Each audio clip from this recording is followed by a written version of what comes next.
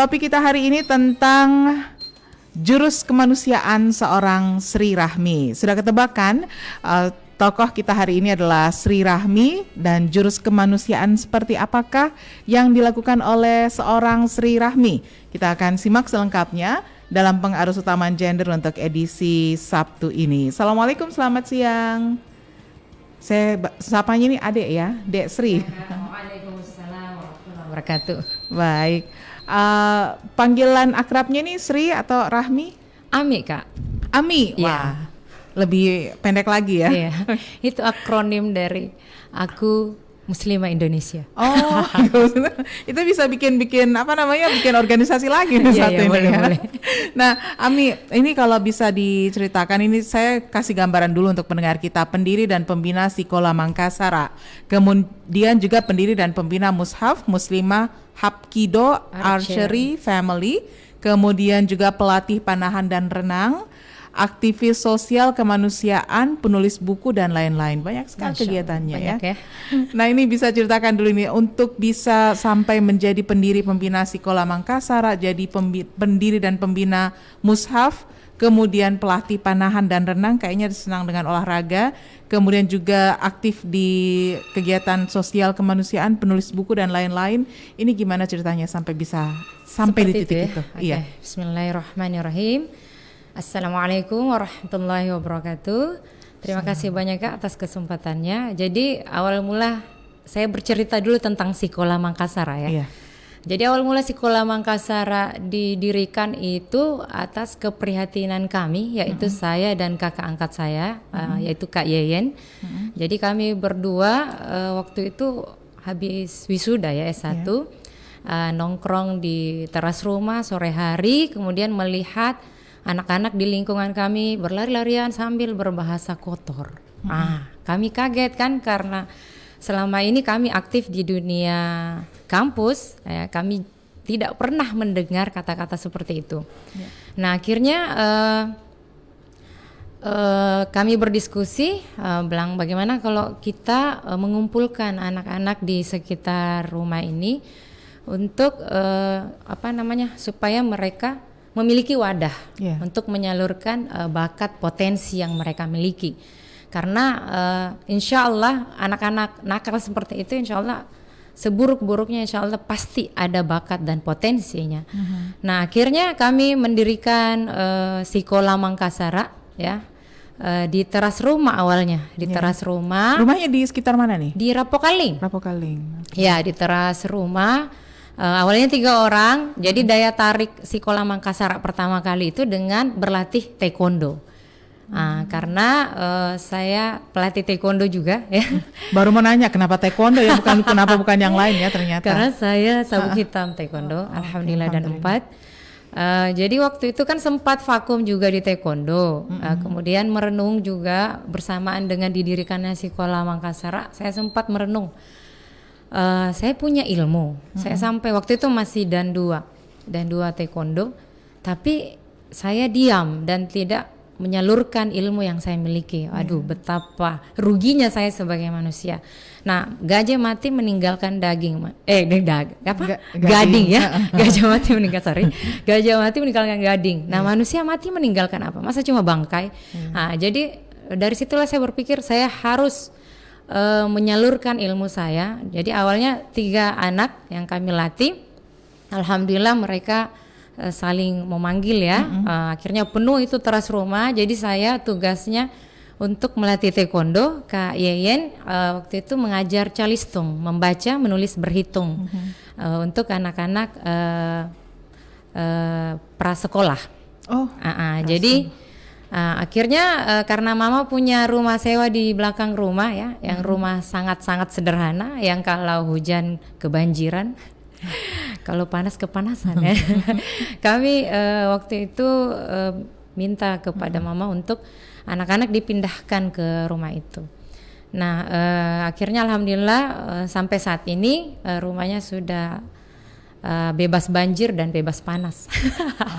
Jadi kenapa kami mendirikan Sekolah Mangkasara? Karena keprihatinan kami melihat anak-anak yang kondisinya seperti itu, Ya, kami harus berbuat untuk lingkungan kami supaya mereka menjadi anak-anak yang berprestasi, bersekolah tinggi, ya, karena bukan rahasia umum lagi di sekitar lingkungan kami itu banyak tukang mabuk, tukang judi, ya.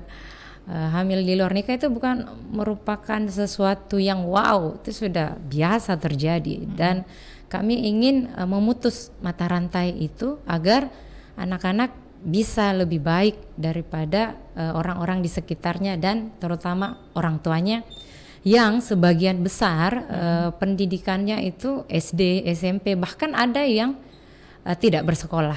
Jadi besar harapan kami dengan adanya Sekolah Mangkasar, anak-anak bisa bersekolah lebih tinggi sehingga mampu menjadi pembeda di antara keluarganya dan mampu mengangkat derajat keluarganya.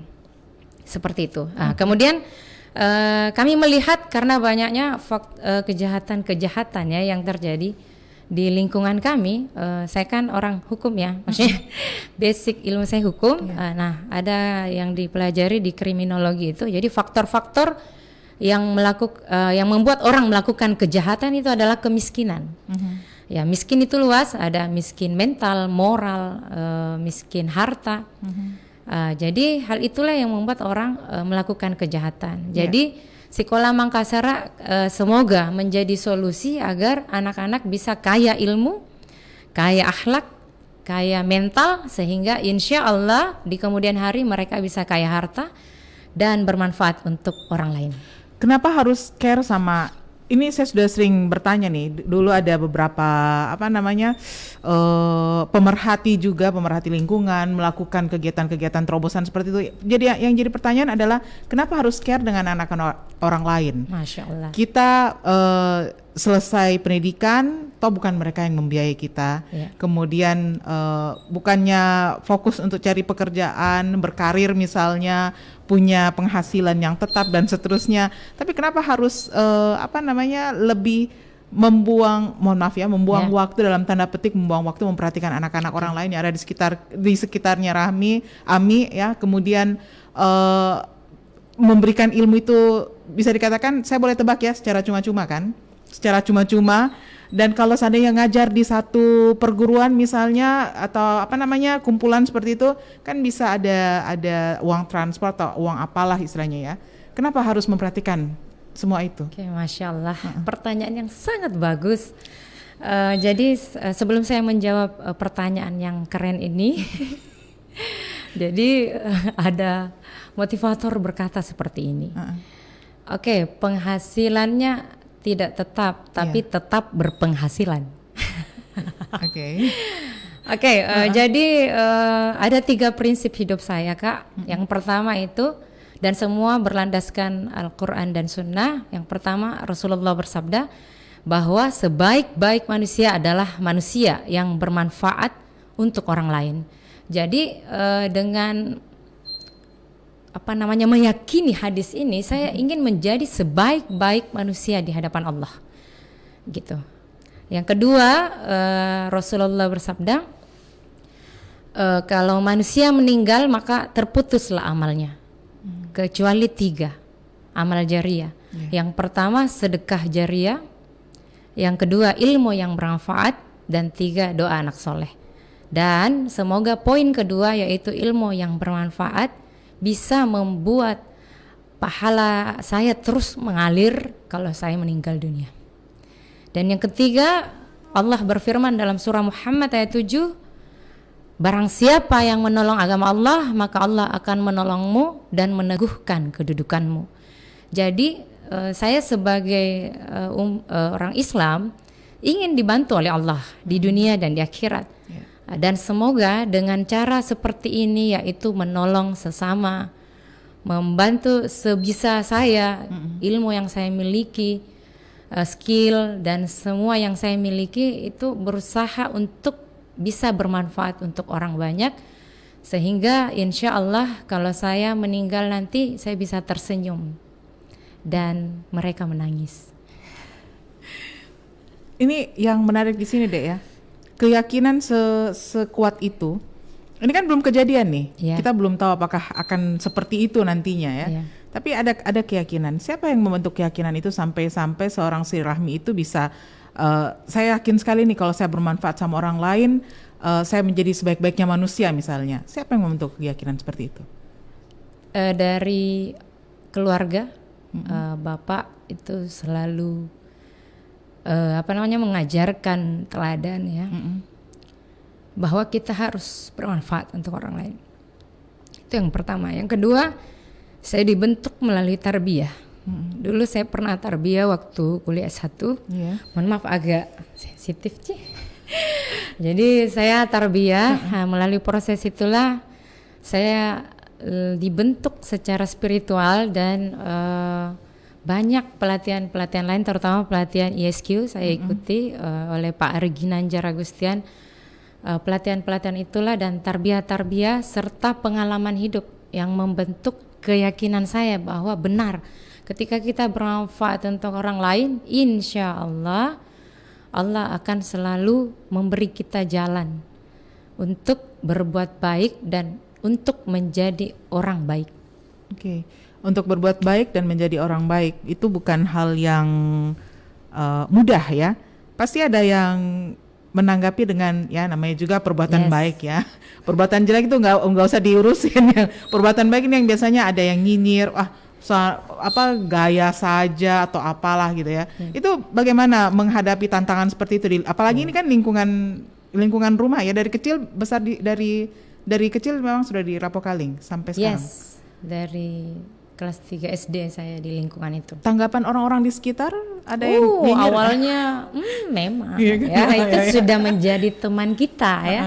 Nyinyir, fitnah, gosip itu sudah menjadi teman kita. Apapun profesi yang kita geluti, pasti akan ada orang-orang yang beranggapan buruk tentang apa yang kita lakukan. Menanggapinya? Oh, santai saja. Jadi kalau saya prinsipnya yang penting insya Allah semoga apa yang saya lakukan ini baik di mata Allah. Terserah orang mau bilang apa, mau bilang A, B, C, up to you.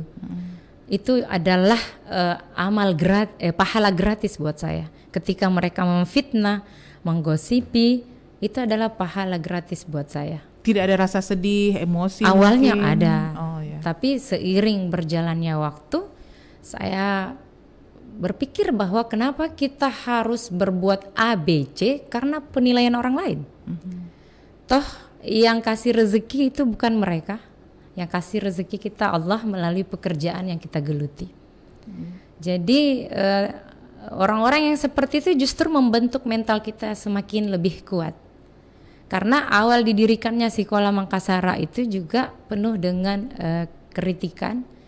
Bukan dari orang luar, justru mama saya dulu. Nah, itu saya baru mau nanya tuh. Tanggapannya mamanya seperti apa? Karena kan ada ide seperti itu, kemudian masih tinggal, ini rumahnya mama ya, masih tinggal dengan orang tua. Itu mamanya bilang, mungkin kasih opsi, kamu cari yang lain deh, yang lebih gimana gitu. Ya, jadi awalnya tidak mendukung kan, karena anak-anak ribut di teras rumah. Tapi alhamdulillah karena efeknya positif kepada anak-anak dan tetangga-tetangga kami, alhamdulillah akhirnya mama saya yang mendukung, yaitu dengan mewakafkan tanahnya. Kami mendirikan rumah prajurit langit atau markasnya Sekolah Mangkasara itu di atas tanahnya mama saya.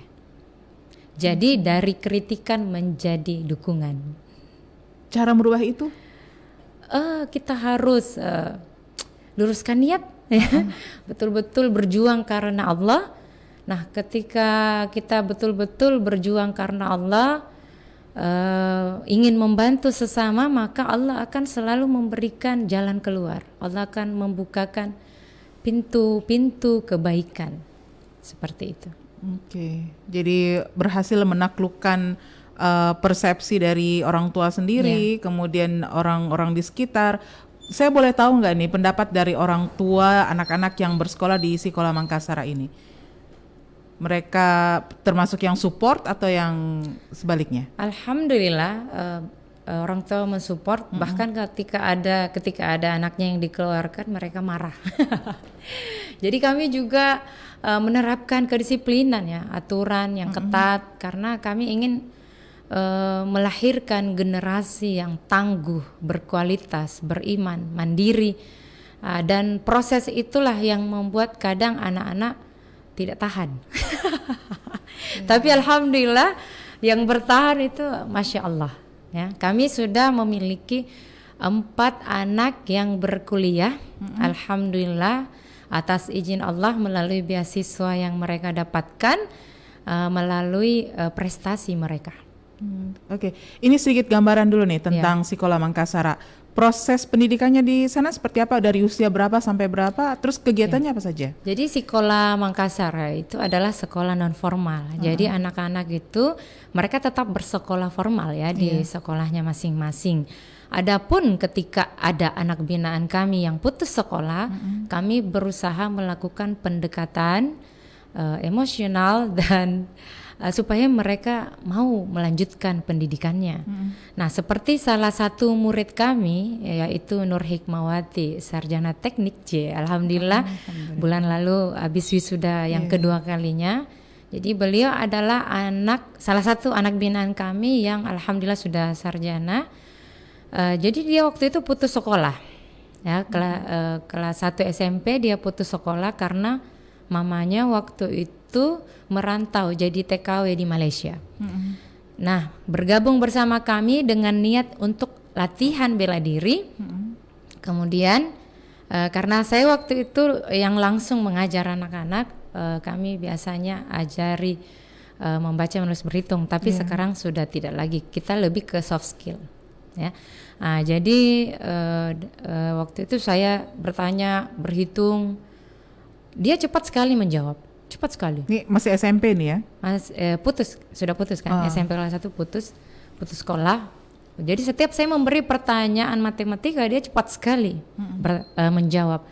Nah, saya melihatnya anak berpotensi ya. Jadi waktu itu saya langsung bicara sama dia, Dek, bagaimana kalau kita lanjut sekolahnya? Alhamdulillah dia lanjut sekolah waktu itu di salah satu SMP swasta di Makassar. Alhamdulillah dari kelas 1 sampai kelas 3 dia ranking 1 terus. Alhamdulillah lulus ke SMA negeri, salah satu SMA negeri di Makassar. Alhamdulillah selalu masuk 3 besar. Dan prestasinya di rapor membuat wali kelasnya kalau tidak salah waktu itu mendaftarkan dia jalur undangan di universitas di negeri di Makassar. Alhamdulillah dia lulus D3 waktu itu di Politeknik Negeri. Kemudian alhamdulillah melanjutkan kuliahnya S1 di UMI, dan itu semua melalui jalur beasiswa dan ada bantuan donatur. Oke. Dari putus sekolah terus nyambung sampai sarjana. Alhamdulillah. Dan ada lagi anak binaan kami namanya Muhammad Fajrin. Alhamdulillah dia sekarang semester 5 ya 5-6. Dia sejak dari kelas 3 SD dia. Dari kelas 3 SD dia ini nakal ya di lorong itu. Anaknya nakal ya, alhamdulillah, dan tidak pernah ranking di sekolahnya. Dan alhamdulillah semenjak bergabung di Sekolah Mangkasara kelas 3 SD dia selalu ranking peringkat 1-2 di kelasnya. Alhamdulillah dia lolos SMP negeri, SMK negeri, dan alhamdulillah sementara menempuh kuliah di Universitas Negeri Makassar melalui jalur beasiswa unggulan. Alhamdulillah. Jadi bagaimana perasaan kakak ketika ada anak binaannya seperti itu? Senang, bangga pastinya. Kesenangan itulah yang membuat kami insya Allah semoga istiqomah sampai akhir. Tapi rasa senang itu tidak menjawab biaya operasional dari dikeluarkan ya, pasti ada biaya operasional sehari-hari. Itu supportnya dari mana? Alhamdulillah kami punya banyak donatur ya, dari beberapa, ada di Makassar, ada di luar Makassar. Kok bisa sampai punya donatur di Makassar, apalagi di luar Makassar? Jadi ada teman SMP, teman SMA, teman kuliah, ada juga teman taekwondo. Jadi kan melalui sosial media ya mereka melihat, dan kami juga ada grup khusus donatur di WhatsApp. Jadi untuk menjalin komunikasi dan koordinasi gitu. Oke. Jadi sebetulnya ini bukan perjuangan dalam waktu pendek ya. Kalau tadi ceritanya dari SMP kelas 1 Dari sampai sarjana, ini salah satu yang berhasil nih ya. Alhamdulillah. Itu berarti sudah 2008. Jadi Sekolah Makassar didirikan tahun 2008. sudah lebih 10 tahun ya. 14 tahun sampai tahun ini. Dan itu semua tidak mudah. Ya sempat juga hampir menyerah. Nah, ya. apa yang membuat hampir menyerah? Ini baru mau ditanya udah penasaran. Ya, jadi mungkin karena masih labil ya, masih awal. Yang labil yang mana nih? Saya lah. Oh, oke. Jadi waktu mungkin usia Sekolah Makassar ya seperti balita ya, batita. Jadi masih labil-labilnya, kadang ketika ada anak-anak yang bermasalah, belum lagi tetangga yang subhanallah. Tapi sekarang alhamdulillah tetangganya sudah baik-baik semua. Alhamdulillah mereka sangat mendukung kami. Terima kasih tetanggaku. Dan butuh 14 tahun ya untuk itu ya. Iya, kurang lebih ya. Jadi sempat juga mau menyerah ya, tapi Kak Yeyen, kakak angkat saya selalu memberi support bahwa yang membuat kamu jauh lebih baik itu anak-anak. Jadi ada kutipan dari pepatah ya bahwa setiap orang adalah guru dan setiap tempat adalah sekolah. Kalau tidak salah itu diucapkan oleh Rabindranath Tagore.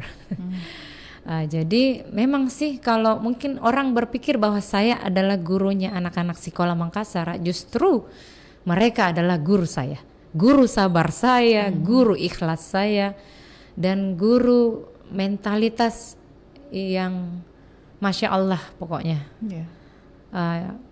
Kadang ya namanya juga menekuni sesuatu pasti ada jatuh bangunnya ya. Jadi ketika lagi down, mengingat lagi 3 prinsip tadi yang saya katakan, kita ingat lagi niat kami mendirikan Sekolah Makassar itu apa, sehingga hal itulah yang membuat kami insya Allah semoga bertahan. Oke. Ya. Sesimpel itu ya, hanya dengan mengingat itu kemudian bisa bertahan. Iya. Wow. membuat diri sendiri berhasil itu mungkin hal yang kan tinggal memotivasi diri sendiri ya. Tapi kalau untuk membuat orang lain berhasil itu satu kasus yang lain lagi ya, karena kita nggak mungkin masuk dalam akal pikirannya, karena apa yang di dalam benak kita tentu beda dengan di benak dia. Betul. Menularkan itu ke anak-anak pasti ada cara-cara tertentu. Caranya bagaimana dan didapat dari siapa ini sampai bisa mengarahkan?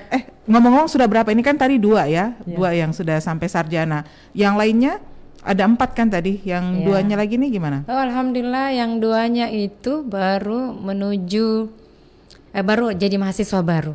Yang satunya alhamdulillah Fakultas Ilmu Olahraga di Universitas Negeri Makassar. Alhamdulillah melalui jalur prestasi olahraga dan alhamdulillah dapat beasiswa Kalla Foundation melalui jalur olahraganya, prestasi olahraganya. Kemudian yang satunya melalui jalur KIP kuliah di Stikes.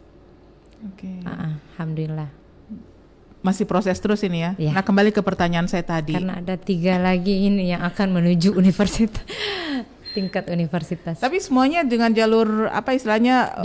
Beasiswa dan bisa dikatakan itu usaha mereka sendiri ya, prestasi. Karena kami genjot. Jadi kami menempa adik-adik sekolah itu supaya mereka bisa berprestasi. Memaksimalkan potensi bakat yang mereka miliki, sehingga dengan kemampuan itu mereka bisa lulus kuliah, mendapatkan beasiswa. Itulah salah satu tujuan mentransfer pola pikir seperti itu ke anak-anak ini yang semula saya nggak mau bilang nakal deh, aktif luar biasa, kemudian bisa mengarahkan keaktifannya itu untuk menjadi sebuah prestasi, itu gimana caranya? Oke, jadi di Sekolah Makassar itu kami ada kelas spiritual, yaitu kami sholat berjamaah, sholat maghrib, kemudian setelah sholat maghrib berjamaah adik-adik saling mengajar, ya jadi yang senior mengajar, yang junior mengajar mengaji, mengajar menghafal Al-Quran dan hal-hal lain yang positif. Kemudian sholat isya, lanjut sholat witir ya. Jadi menurut saya pribadi ya, yang mampu mengubah karakter manusia dari buruk menjadi baik itu cuma agama.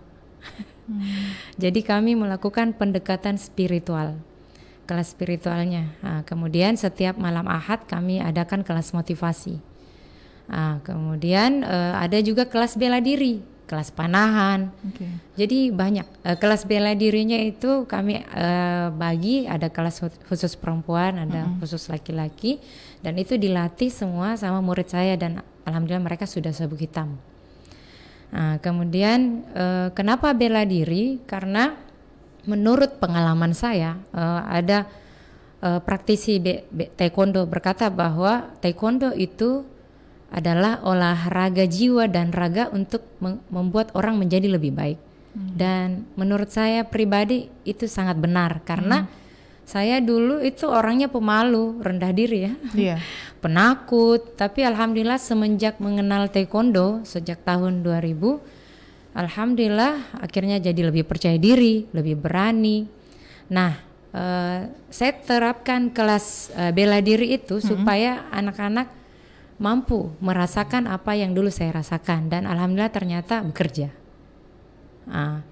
Kemudian ada kelas panahan. Jadi lebih kepada kami melatih mentalitasnya ya, spiritualnya, mentalitasnya, semangatnya, semangat juangnya supaya mereka berani bercita-cita tinggi, berani bermimpi, berani berkarya, berani berprestasi. Jadi itu yang kami salurkan energinya. Dan tadi kakak bilang kan bagaimana cara mau menyalurkan. Jadi karena alhamdulillah Allah memberikan saya kemampuan untuk bisa berprestasi. Jadi saya dulu atlet taekwondo.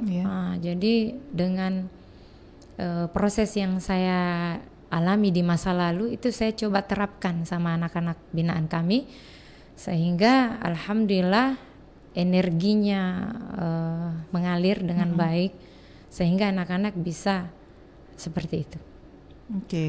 Konsepnya juga tertata ya. Jadi sedikit dulu ada kader 4, nanti setelah itu yang 4 ini mengkader lagi, yang berikutnya mengkader dan jadi seterusnya. Harus ada kader.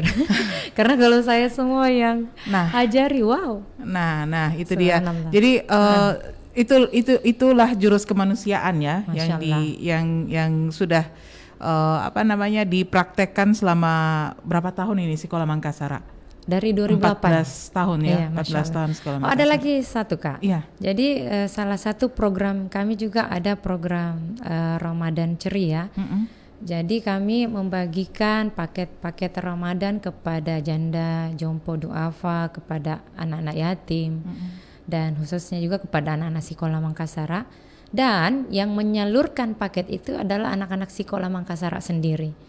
Itu tujuannya apa? Supaya mereka ketika misalnya mendatangi orang yang kami santuni itu tumbuh rasa syukurnya, jiwa sosialnya, sehingga anak-anak itu nanti kalau insya Allah semoga mereka sukses, mampu bertanggung jawab sosial kepada tetangga dan orang-orang yang tidak mampu. Dan alhamdulillah semalam itu waktu habis sholat Isya ya, ada murid saya yang mendapatkan beasiswa itu berbisik, dia bilang, Kak, insya Allah hari Senin saya dan teman-teman kampus mau ke Sekolah Mangkasara untuk membawa makan malam bersama. Di situ saya merasakan kebahagiaan. Kenapa? Karena alhamdulillah salah satu tujuan kami agar anak-anak bisa memiliki jiwa sosial kepada orang sekitarnya itu terlihat hasilnya, padahal baru dapat beasiswa ya, apalagi kalau mereka sudah kaya raya. Itu jadi kesenangan sendiri. Terus saya bilang, kamu ya yang menginisiasi sehingga teman-temanmu mau ikut berdonasi untuk adik-adik di sekolah. Dia bilang, iya. Masya Allah. Sekarang ada berapa adik-adik yang di Sekolah Mangkasara ini? Ada sekitar 60-an orang kalau nggak salah. 60-an? Ya. Dan itu ditampung, bukan ditampungnya, berkegiatan di rumah yang di belakang rumahnya. Rumah saya. Oke. bisa digambarkan tempat mereka beraktivitas ini, kan tadi rumah semi permanen yang kalau panas kepanasan, kalau hujan kehujanan. Ini sekarang seperti apa nih kondisinya di sana? Jadi alhamdulillah ada 2 lantai ya. Jadi lantai pertama itu kalau sholatnya itu khusus laki-laki lantai 1, lantai 2-nya khusus perempuan kalau lagi sholat. Tapi kalau lagi latihan bela diri, panahan itu di lantai 1. Kalau di atas ada perpustakaan juga seperti itu. Okay. Dan pembuatan ini produk sabun cuci Sikola Clean. Oh. Ya, jadi kami jadi Hikmah itu adalah Nur Hikmawati yang saya tadi jelaskan. Beliau adalah salah satu inisiator terbentuknya produk sabun cuci Sikola Clean. Kenapa produk itu terbentuk? Itulah salah satu berkah dari COVID. Benar ya? Karena ada beberapa, jadi waktu COVID ya, Masya Allah, awal-awal itu kan ada beberapa donatur yang berhenti karena terimbas ya, kena imbasnya dari perekonomian yang subhanallah waktu itu. Jadi waktu itu saya bertanya sama dia, kan dia anak teknik kimia ya. Saya bilang apa yang dulu pernah dipraktekkan di kampus? Dia bilang saya pernah buat sabun cuci piring. Oh, bagaimana kalau kita buat itu? Dan alhamdulillah sampai saat ini. Dan timnya itu semua anak-anak Sikola Makassar. Produksi per hari kurang lebih ribuan ya. Per hari ya? Per hari ya. Oh, ratusan ya. Dan semuanya maksudnya sirkulasinya berjalan. Iya, kadang juga naik turun sih, namanya usaha kan. Naik turun. Tapi itu belum tapi dinikmati saja. Belum merambah seluruh kota Makassar ini ya, belum ya. Jadi kami punya program itu infak sabun cuci untuk panti asuhan. Jadi kami juga punya donatur untuk sabun cuci. Jadi kami yang membuat sabun cuci itu kemudian menyalurkan ke beberapa panti asuhan di kota Makassar. Itu kalau begitu konsepnya kapan untungnya? Ya alhamdulillah ada untung. Jadi karena donatur membeli sabun cuci dengan harga yang normal kepada kami, kemudian kami yang menyalurkan. Saya pikir donaturnya memberikan bahan nanti tidak. Buat kemudian disalurkan, terus kapan untungnya? Jadi dengan membeli produk sabun cuci Sikola Clean, insya Allah membantu panti asuhan juga dan sekaligus membantu operasional Sikola Makassar. Kenapa pakai nama Sikola ya? Sampai-sampai harus produknya pun harus Sikola di situ ya, Sikola Clean. Nanti orang mikirnya kalau orang luar ya kan dia nggak tahu, mungkin kalau Sikola bahasa Makassar sekolah ya. Tapi kalau orang luar kan kok Sikola bukan Sikoala misalnya terus siapa gitu. Jadi Sikola itu dalam bahasa Makassar ya. Jadi Sikola Makassar ini bahasa Makassar ya. Sikola artinya sekolah, Makassar. Tapi tidak semua anak-anak binaan kami orang Makassar. Kan didirikan di Makassar. Jadi kami buat nama seperti itu. Kenapa Sikola Makassar? Karena kami sekolah non formal ya. Insya Allah merangkul semua suku yang ada di Indonesia. Dan semua dan semua nanti hasil produk, misalnya ada kegiatan apalah, itu tetap pakai merek Sikola. Iya, insya Allah. Oke, untuk mengingatkan ya bahwa ini adalah hasil binaan dari Sikola Makassar. Ini saya lihat ada sertifikat atau apa nih?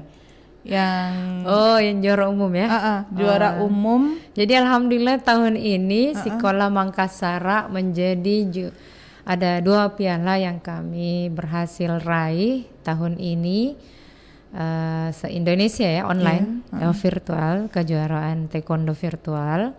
Alhamdulillah, kalau tidak salah bulan Februari itu kami juara umum 3 se-Indonesia, dan baru beberapa bulan kemarin itu alhamdulillah juara umum 2.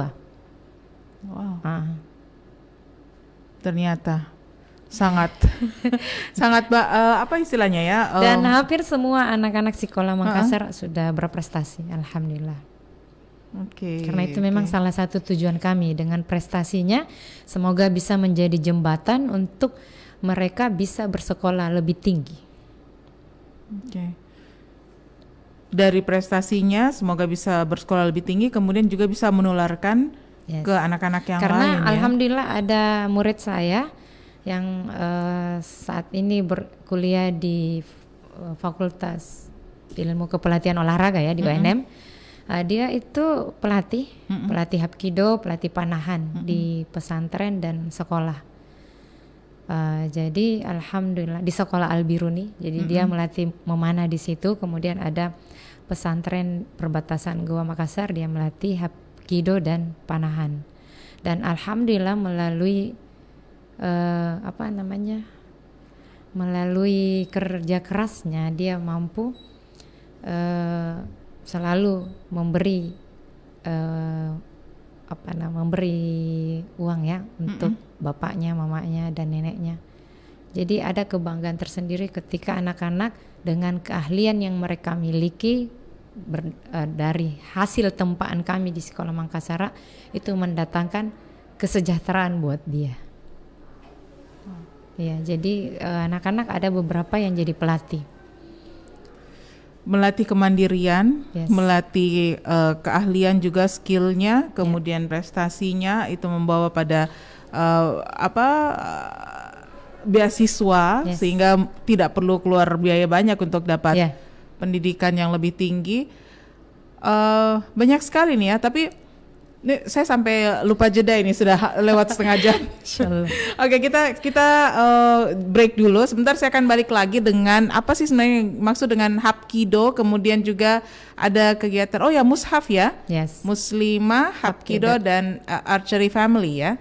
Baik, itu nanti setelah Sekolah Mangkasara ternyata ada kegiatan mushaf juga. Sibuk sekali nih Dek Ami ini ya. Oke, kita akan kembali setelah yang berikut ini.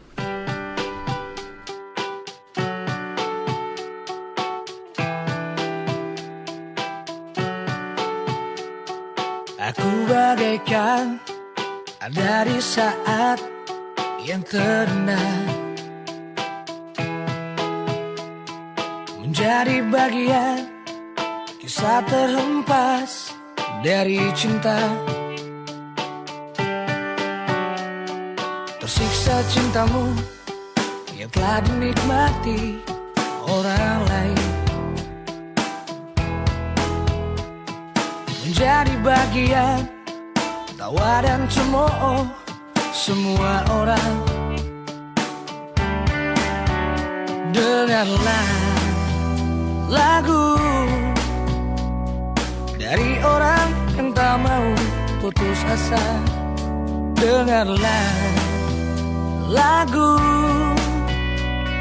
dari orang yang tak ingin dilupakan. Menepis hari yang sedih, membuatku lupa akan arti harga diri. Caci makilah atau kau buatku tersenyum untuk hadapi kenyataan. Angkat kepala yang tertunduk malu terasa berat, lawan sendiri harus kemenangan orang lain. Dengarlah lagu dari orang yang tak mau putus asa. Dengarlah lagu dari orang yang tak ingin dilupakan. Menepis hari yang sedih, membuatku lupa akan arti harga diri. Caci makilah atau kau buatku tersenyum untuk hadapi kenyataan. Menepis hari yang sedih, bagaikan berdiri di tepi jurang batinku.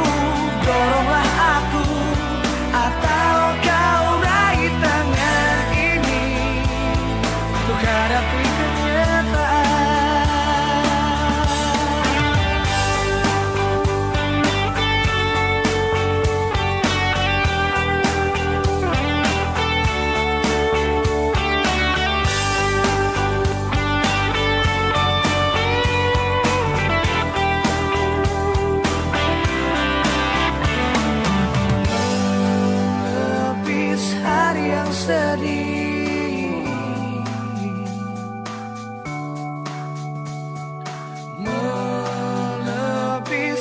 hari yang sedih.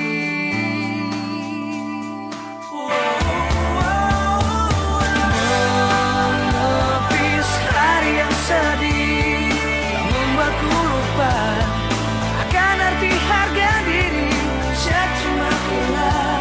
Atau kau buatku tersenyum untuk hadapi kenyataan. Menepis hari yang sedih bagaikan berdiri di tepi jurang batinku. Doronglah aku atau kau raih tangan ini untuk hadapi kenyataan.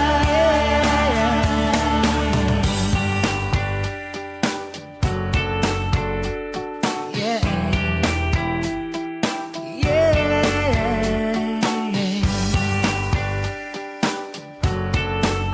Oh, oh.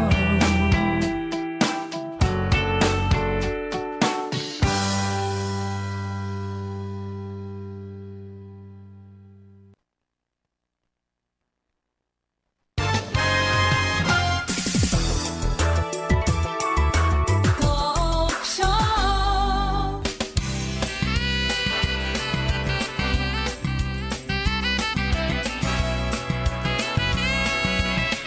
Pendengar Pro 1 dimanapun Anda berada, kalau Anda bertanya-tanya jurus kemanusiaan seorang Sri Rahmi, separuhnya, mungkin 3/4-nya sudah kita kulik tadi ya, di sesi awal pengaruh utamaan gender lintas Makassar siang.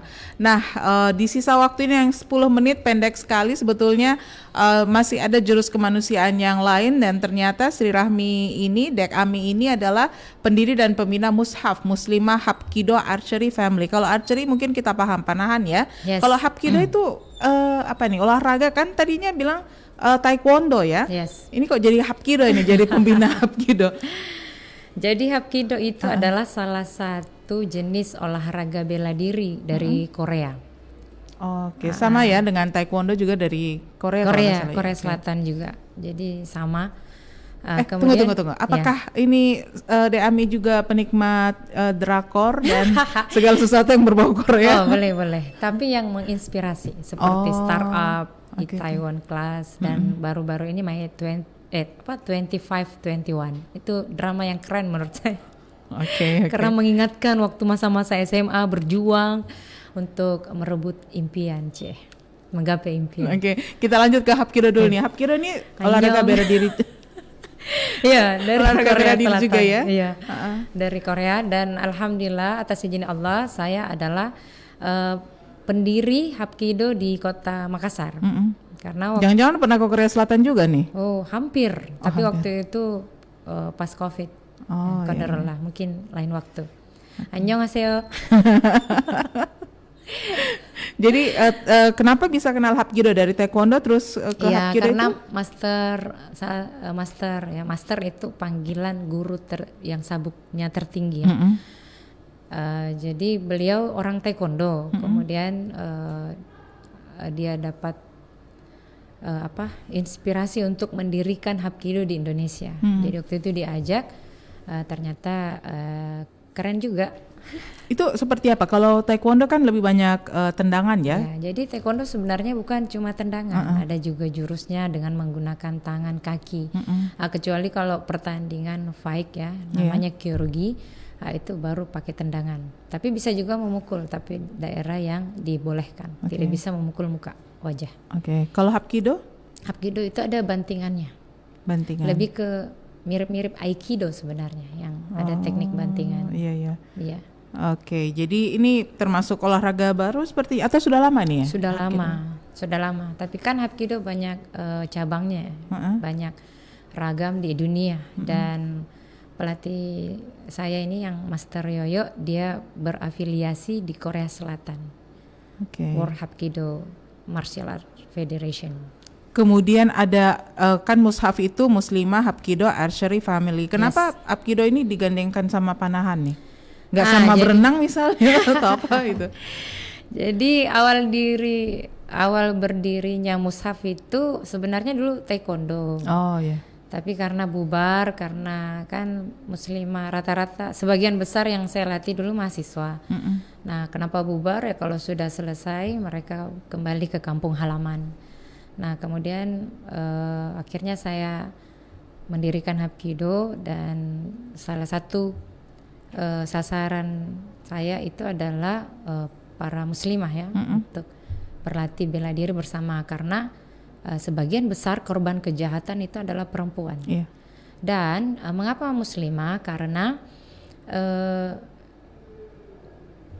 kalau menurut saya mungkin di Makassar ya, atau bahkan di Indonesia itu tidak ada itu klub bela diri yang khusus perempuan. Nah, karena murid-murid kami tuh banyak juga yang bercadar. Ya, jadi tidak mungkin mereka latihannya sama gabung laki-laki. Jadi saya mau mereka juga bisa beraktualisasi diri, bisa mengembangkan potensi bakat minatnya untuk muslimah-muslimah yang tidak bisa berbaur ya dengan laki-laki. Jadi itu salah satu niat kami. Kemudian yang kedua itu ada pepatah Arab bahwa ibu adalah sekolah pertama bagi anak ya. Jadi kan ada juga ibu-ibu ya yang saya latih bela diri Hapkido dan panahan. Jadi kami berharap bahwa dengan ibu-ibunya ini menjadi ibu-ibu yang cerdas, tangguh, berkarakter, mereka mampu melahirkan generasi-generasi yang cerdas, tangguh, berkarakter, sehingga Indonesia bisa jauh lebih baik. Oke, saya jadi penasaran ini ya, karena kata-kata terakhir tadi adalah cerdas, tangguh, dan berkarakter. Ya. Slogannya Mushaf itu. Oh, cerdas, tangguh, dan berkarakter. Jadi untuk seorang Sri Rahmi sendiri, menjadi seorang yang cerdas, tangguh, dan berkarakter itu tidak mungkin serta-merta terjadi dengan sendirinya. Pasti proses. Sampai saat ini pun masih terus berproses ya.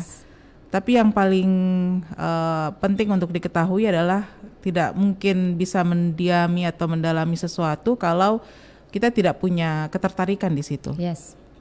Untuk memaintain ketertarikan itu supaya kan bisa saja jangankan ketertarikan ya, iman saja bisa turun naik ya.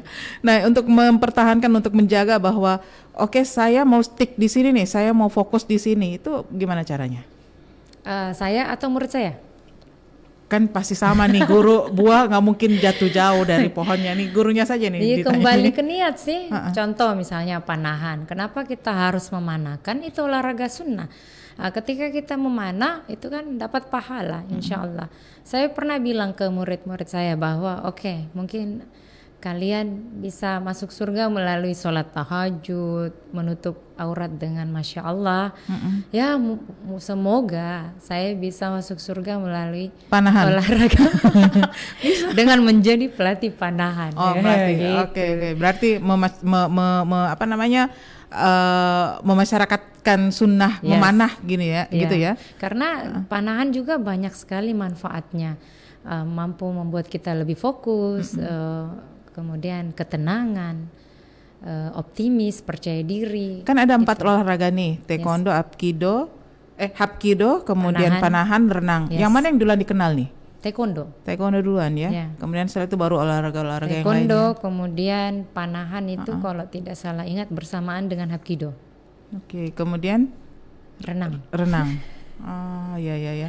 Dan ini semua kalau memang mau fokus di sana, yang mana duluan nih, ditumbuhkan dulu rasa sukanya, rasa cintanya, ketertarikannya, atau dijalani dulu baru nanti timbul sendiri perasaan suka itu? Kalau saya, pengalaman saya ya dulu, kalau saya kan memang dulu suka bela diri dari SD, saya pencak silat tuh, pencak silat. Waktu SD, kemudian pas SMP tidak ada kegiatan bela diri. Nah SMA saya ketemu taekwondo. Memang awalnya suka, pada saat prosesnya memang itu tidak mudah. Karena kan sebagian besar juga murid-murid saya banyak yang terseleksi ya, namanya seleksi alam, pasti itu sunnatullah ya, pasti akan terjadi dimanapun kita berada. Nah yang membuat kadang orang tidak menekuni sesuatu itu adalah mudah menyerah. Oke, mudah menyerah. dan kurang sadar dengan apa yang mereka tekuni. Seperti misalnya saya ketika di Sekolah Mangkasara atau Musaf itu saya selalu berusaha untuk menumbuhkan kesadaran mereka bahwa apa yang kita lakukan ini insya Allah bermanfaat untuk diri kita dan untuk orang-orang di sekitar kita, dan bukan cuma di dunia, insya Allah bermanfaat juga untuk akhirat kita.